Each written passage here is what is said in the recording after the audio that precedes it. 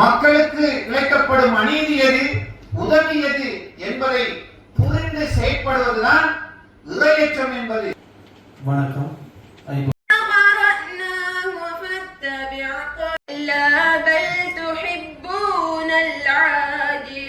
بلغت التراقي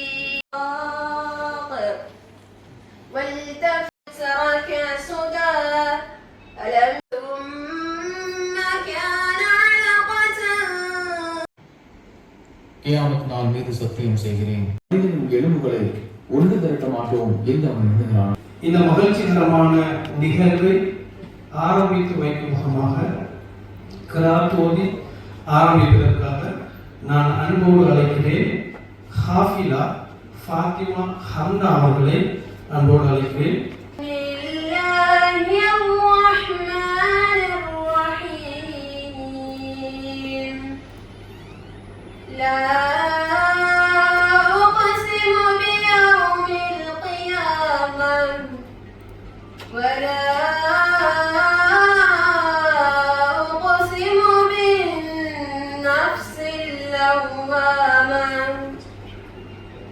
أيحسب الإنسان أن لن نجمع عظاما بلى قادرين على أن نسوي بنانا بل يريد الإنسان ليفجر أماما. இனிதே ஆரம்பித்து நடத்திக் கொண்டிருக்கின்றோம். அந்த வகையிலே நாங்கள் மிகவும் மகிழ்ச்சி அடைகின்றோம். அனைவருக்கும் நன்றி உணர்வோடு இதனை தெரிவித்துக் கொள்கின்றோம்.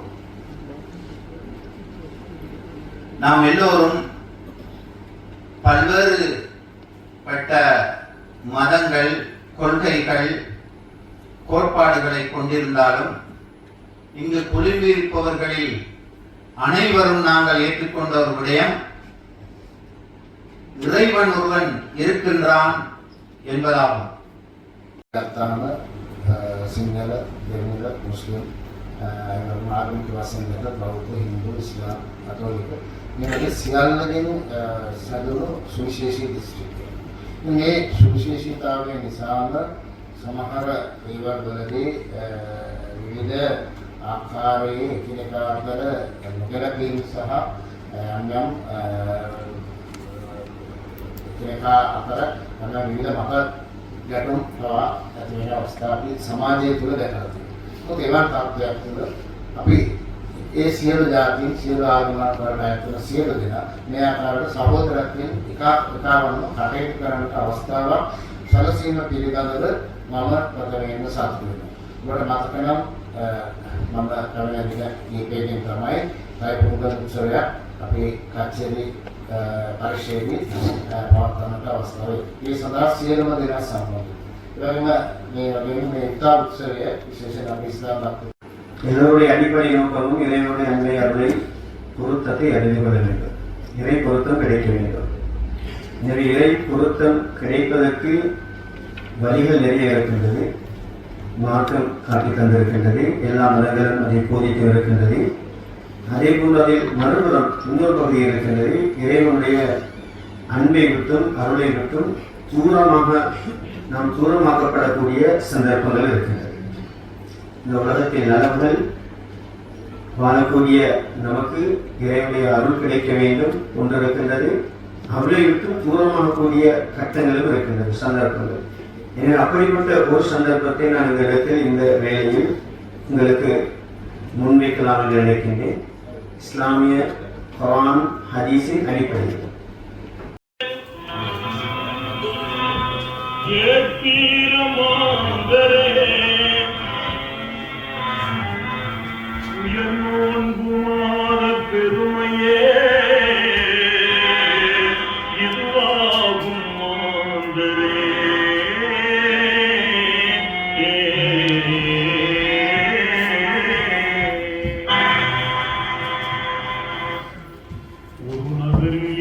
வயதுடைய ஏழை பாலகன் ஓயாது எண்ணினான் மனதின் நோன்பையேனிடம் நகர் 7 வயதுடைய ஏழை பாலகன் ஓயாது எண்ணினான் மனதில் நோன்பையேனிடம் பெரு ஆனந்தம் கொண்டான் ரமலான் மாதம் வந்ததும் தன் தாயை கட்டி தழுது கொண்டு கெஞ்சி மாற்றணும் மரவாறு சகர நேரமதில் எழுப்ப வேண்டுமாய் மன்றாடினான்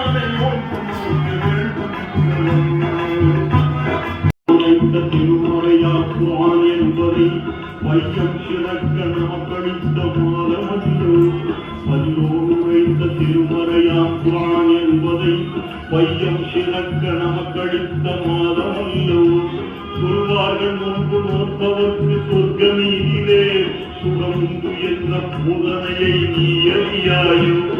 சம்பந்தமா ஒரு சிறு தகவல்களை நாங்கள் இப்போது பார்க்கணும். அல்குர்ஆன் அல்லாஹ்வினால் முஹம்மது நபி ஸல்லல்லாஹு அலைஹி வஸல்லம் அவர்களுக்கு ஜிப்ரீல் என்ற மலக்கு மூலமாக அரபி மொழியில் அருளப்பட்டது.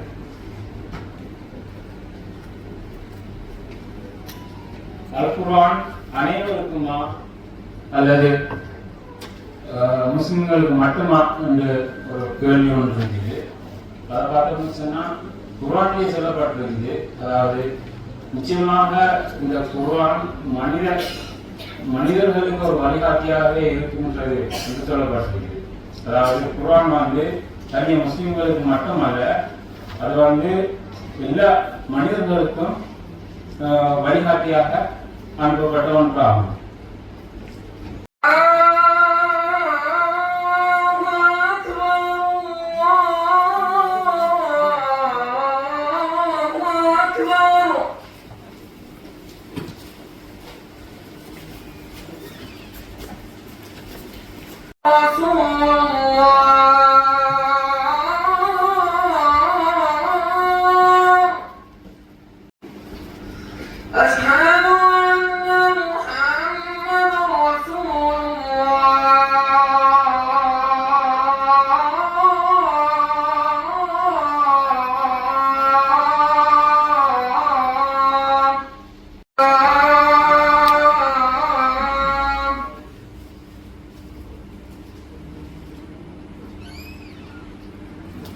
Hey